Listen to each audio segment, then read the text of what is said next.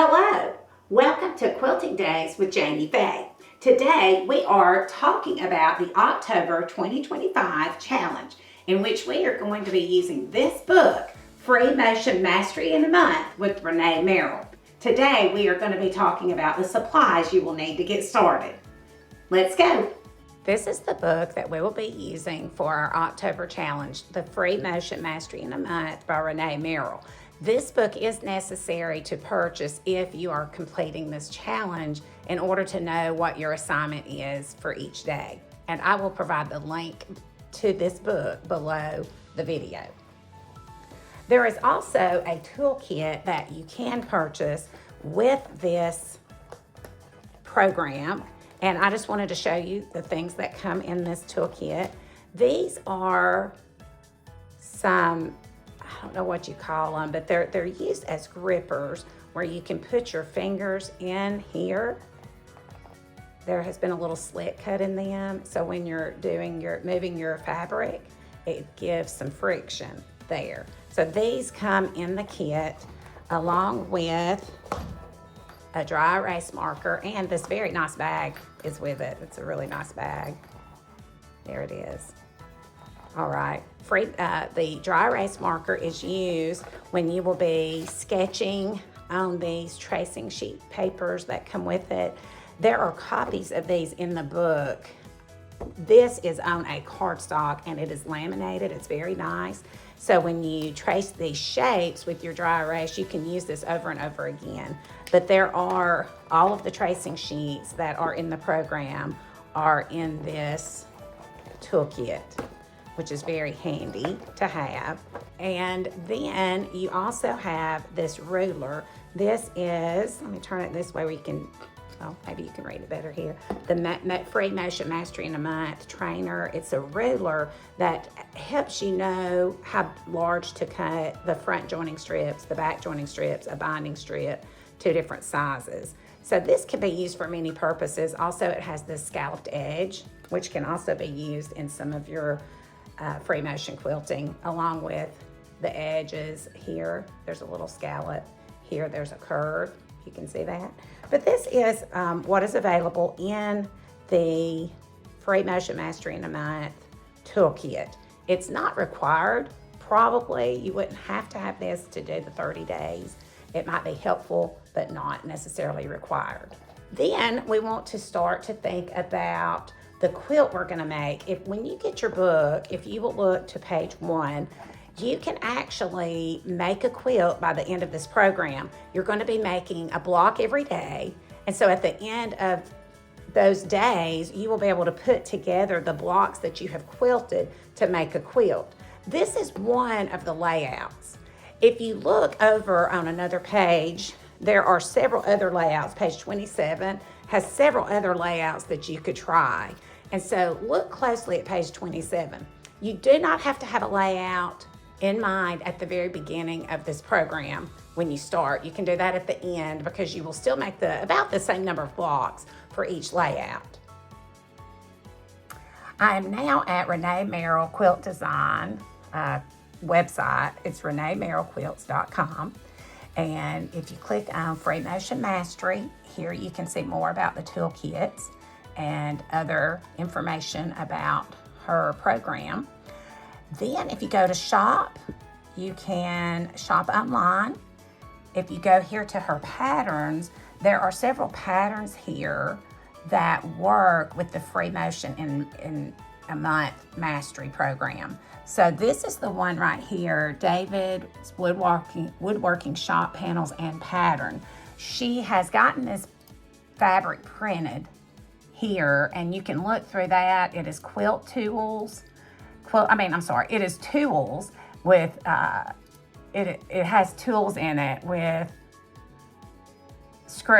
it has tools in it with a wheelbarrow, hammers, things like that. If you have someone in your life that would love a quilt like that, this would be great to practice free motion quilting on.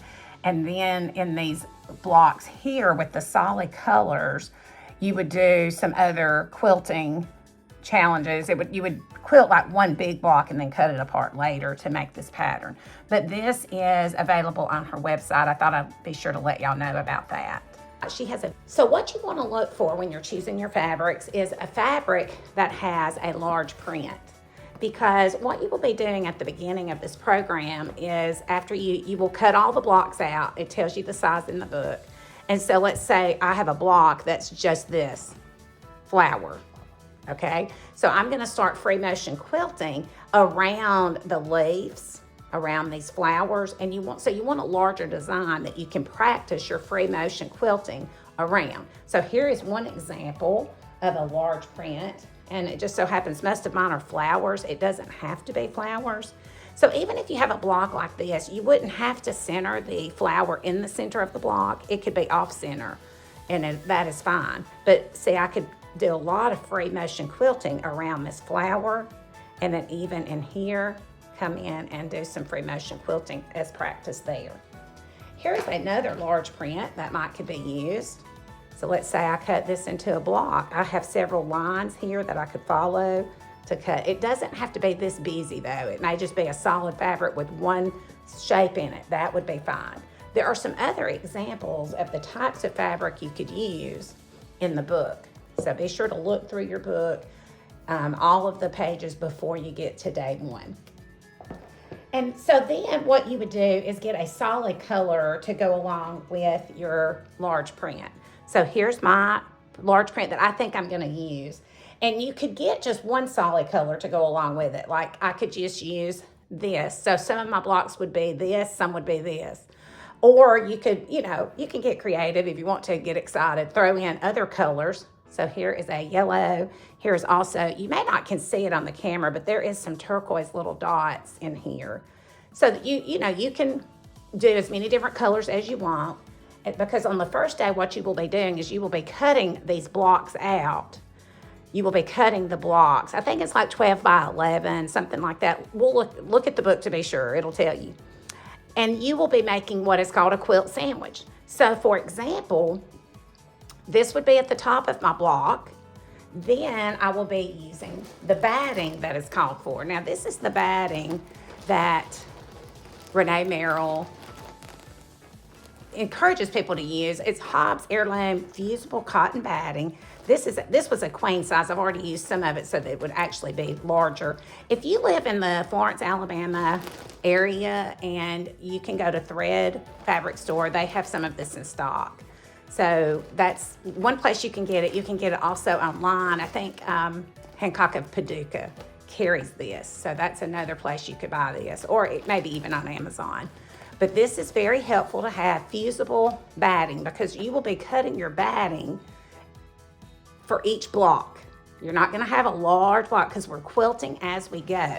So you really wanna have, this would be the front of my block, then I would have my batting, then I've got to have a backing. So I can decide what I want on my back. Do I want a solid? Do I want a print? Could I put this on the back of mine? Possibly use this as the back, this is the front, along with, and try to pull in some colors. Okay, so this would be my front, this might be my back. Actually, I'm thinking I might do that, we shall see. It tells in the book, let me find the page number that you will need to know the amount of fabric. I had it. Okay, so look on page 30, it tells up here, page 30, the fabric quantities that you'll need. Depending on if you're gonna do 8 motif blocks and 8 solid or 9 motif blocks and 7 solid blocks. And you can figure that out when you look at those layouts on page 27. So that will be very helpful to know. Another thing to consider when you're getting your supplies together is the thread that you wanna use. Ranae Merrill suggests using this thread. It is Superior Threads, bottom line 60 weight. I love this, it's a large spool. Thread Fabric Store in Florence also has some Superior thread that is white and this silver. Both of these colors would show up well on any of these fabrics. You could also consider getting a variegated color. If you, for example, let's say I found this, I'm going to use these colors right here. And I get a variegated thread. I want to get one that blends with this, but at the same time, I wouldn't want one that had a whole lot of turquoise, because in the turquoise, it would look like they're only pieces of fabric, pieces of thread, because every now and then you'd have turquoise, so it would look like a blank spot. But you can just stick to the white. If you want your quilting to show up very well, that would be exciting. So those are things to consider when picking your threads. Now, another thing that you want to have is a sketchbook. This is one I found on clearance at Michael's a few weeks ago, and it's just blank paper. Oh, isn't that cute? It's got stickers. You don't have to have that. I got this for $2. But even if it's just solid paper, you can buy a pack of copy paper at Walmart for, I think, $6. Because we will be doodling a lot, and that gets our mind, and I'm using my left-handed. Yes, I'm left-handed. So we will be doodling different designs and shapes before we actually sew them. So a sketchbook is a good thing to have, or at least some paper to write on. We will talk more about dropping your feed dogs, but be thinking about on your machine, how do you drop the feed dogs? Actually, I'm going to take you in and show you my sewing machine, and we'll look at that. All right, so here is my sewing machine, and the feed dogs, to drop them, is right here on the front. And I just flip that switch like that. You can see the feed dogs are below the line. That means they're dropped. And also, you will need to be sure that you have a free motion quilting foot. So some of them are plastic. I'll show you another one. This one's all metal, but see how it's flat, circular, free motion quilting foot. I'll show you another one. All right, so here's another one of my sewing machines. It's dark in here. One of my lights in my sewing room is out. But here is another free motion foot. See, it's clear and flat. Here's another one. It depends on, your machine and how it attaches. But you will need this for free motion quilting. Now I'm going to turn my sewing machine around here. Excuse the mess. At the back of this sewing machine is where you drop the feed dogs. So you have a little switch here. I think that's what that is, actually. Yes, there it is. So you just move that. And so yours may be there. If you have a computerized machine, it may have a button that you have to push. So you'll just have to check that out, look at your book, try to figure out how to drop the feed dogs. Something else that I forgot to mention was you might want to get you some quilting gloves. These gloves have a little texture that helps create the friction. There it is. When you're sewing on the fabric, when you're free motion quilting, so that is helpful. So you might want to pick you up a pair of those. I'll see if I can find some on Amazon and send you a link. Here is a list of the supplies I talked about today, and I will include some links below this video. I look forward to seeing all of the things you will accomplish during the month of October.